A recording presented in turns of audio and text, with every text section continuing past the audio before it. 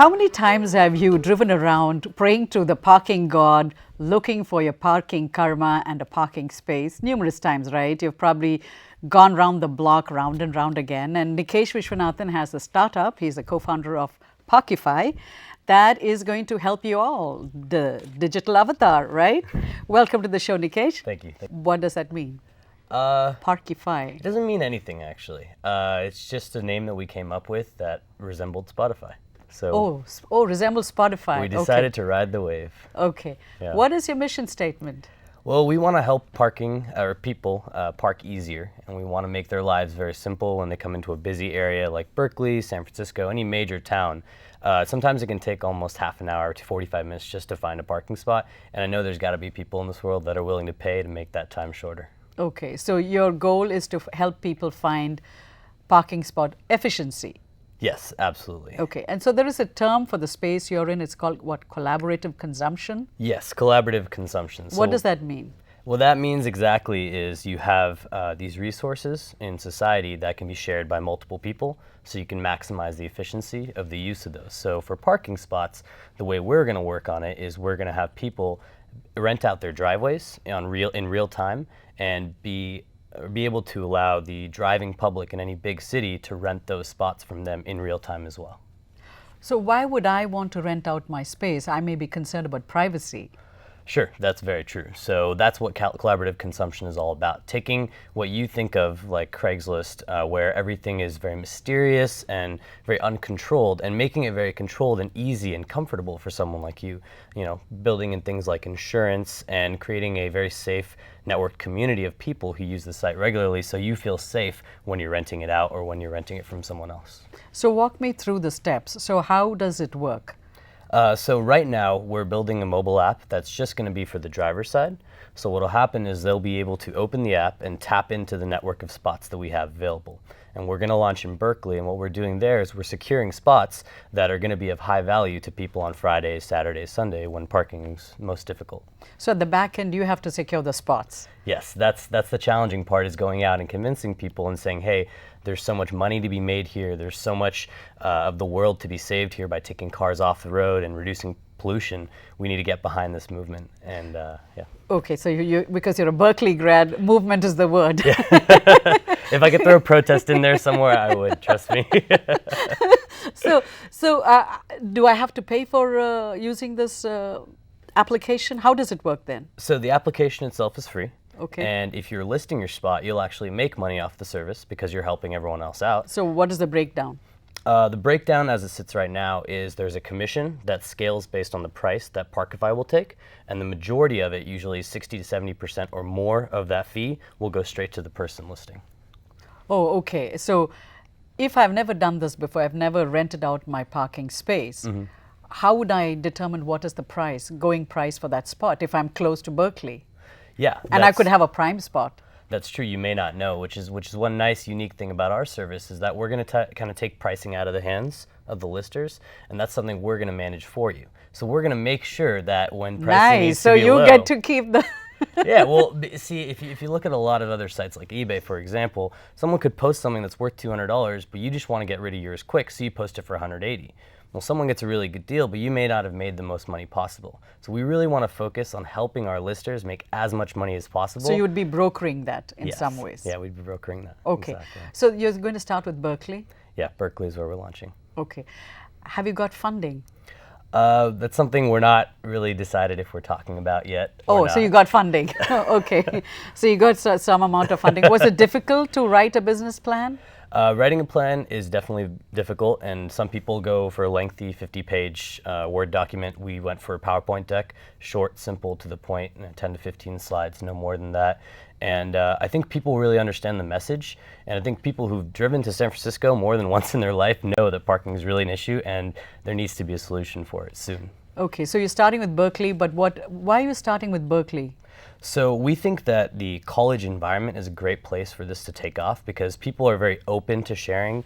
People are very open to new technologies. A lot of people have iPhones and Android phones, and that's what we're building, an iPhone and an Android app. Oh, both? Yeah, we're going to be building both. But won't that present a challenge for you because both are two different platforms, which means more of rigorous testing at your end? Yeah, definitely, definitely. So we're starting with Apple, we're starting with iPhone development, and then we're moving into Android development after that.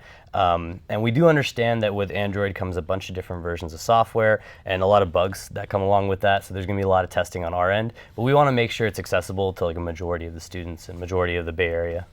And there are other competitors in this space. SF Park is one, there's Voice Park, and there is Parking Panda. I mean, there are a lot of these startups all over the country. Definitely. So how are you different from them? I think there's a lot of ways we're going to be different from them. I can't obviously go into our entire secret sauce right here, but what I can tell you is that we have a mobile focus first. So our website won't even have functionality. It may never have functionality, and you can look at sites like Instagram or Uber, where their whole business is really based on the mobile app.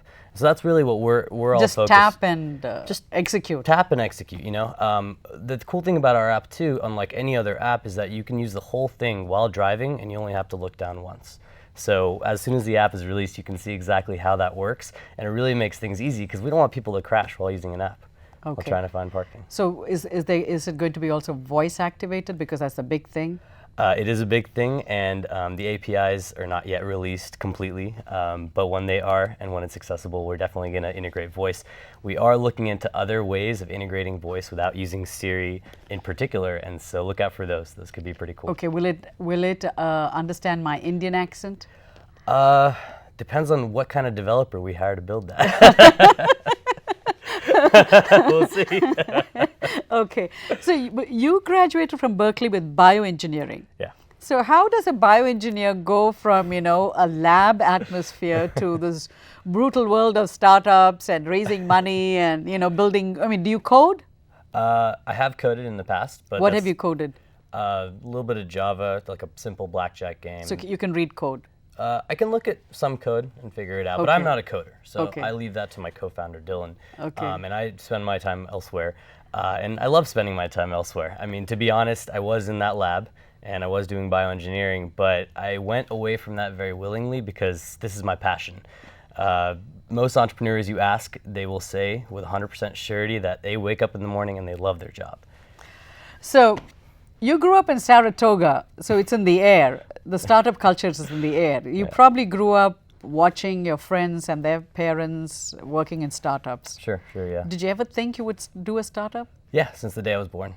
I knew it. I've been talking about ideas since I was Since the day you were born? Do you remember when you were born, Nickesh?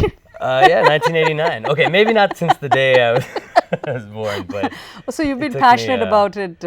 You always knew you wanted to do something? Yes, not necessarily parking. Okay. But I always knew I wanted to do something more than just a standard rote day-to-day job. I mean, I love it. As of now, I'm my own boss, and I can really do anything with my time that I feel is most valuable for the business, and that flexibility and that freedom is just amazing. How does that impact your personal life? So it's slowly impacting my personal life as time goes on. Just, I guess if you think about it, you have a finite amount of hours in the day, and you definitely want to spend time with your friends, but when they all get off work at 5, you feel this just guilt inside saying, well, all my competition's working past 5. Heck, they're working past 9. I can't stop now.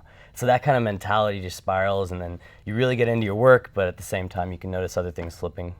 So your time with your friends is kind of declining? I think so, a little bit, maybe with family too, and it's all just a balancing act, right?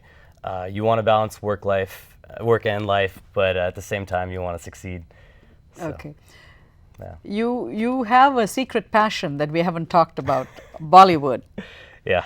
Yeah? You were captain of the team, Bollywood team at Berkeley. Yeah. How does a Tamilian boy, you know, listen to Hindi music, Bollywood music, and decide to become a Bollywood dancer? Explain that to me. Well, it's a very long explanation, dating all the way back to when I was 4. And when I first started dancing on stage, and I wasn't very good. I was a little chubby Tamilian kid, as you pointed out, and I had these little like celery sticks and a chef hat on and just doing all these crazy dances for all these aunties and uncles. Of Saratoga. Which is Saratoga. but I think I started that initially, like any activity, your parents push you into it. But I got into high school, I got into college, and I started seeing that dancing could get me girls. So I realized very quickly that doing something like dance was awesome because it was really fun activity. It was very healthy, got a lot of exercise, but I also got to meet a lot of new cool people, and that just got to be the best part of it. So how did you, that must have given you some business skills, doing that when you were at Berkeley, running the dance club. Definitely, yeah. Dance club eventually became a dance company that I worked very closely with, and got a lot of good experience from that. So definitely that shaped my whole goal of what I want out of life, and my experiences and my skills that I'll hopefully take to entrepreneurship. And you also appeared in America's Got Talent? Yes, I did. How was that experience? That was very, very cool. Was it? Yeah. Okay. For someone at that age is pretty mind-blowing. Yeah, so the last 4 or 5 years have been very interesting. You've done a lot of things. You've done the Bollywood dancing, you've done bioengineering, and you worked in a startup we didn't talk about as a salesperson. Yeah, which one was that? At Arista? Yes, I was doing a sales job for Arista before. What prompted you to do sales? I mean, how does a bioengineering grad become a salesperson? Very willingly, again. Why? I mean, what did you think you'd achieve by going into a sales position? I thought I would achieve a lot happier quality of life, I think, in general. Personally, I'm a very gregarious, outgoing person, and though I do like tinkering around in the lab, you're underground all day. You don't really get to hang out with that many cool people. Versus in sales, my job is constantly whining and dining other people or calling them on the phone and talking to them, learning more about their life even sometimes. I have stories of when I was doing inside sales where I would talk to someone and they may be unemployed or they may have some cool story and they would just share it with me. And we'd spend 10, 15 minutes on the phone sometimes, and you don't get that in a lot of jobs. So I think sales is really my calling because I really enjoy meeting people and just networking. And you were able to handle the quota?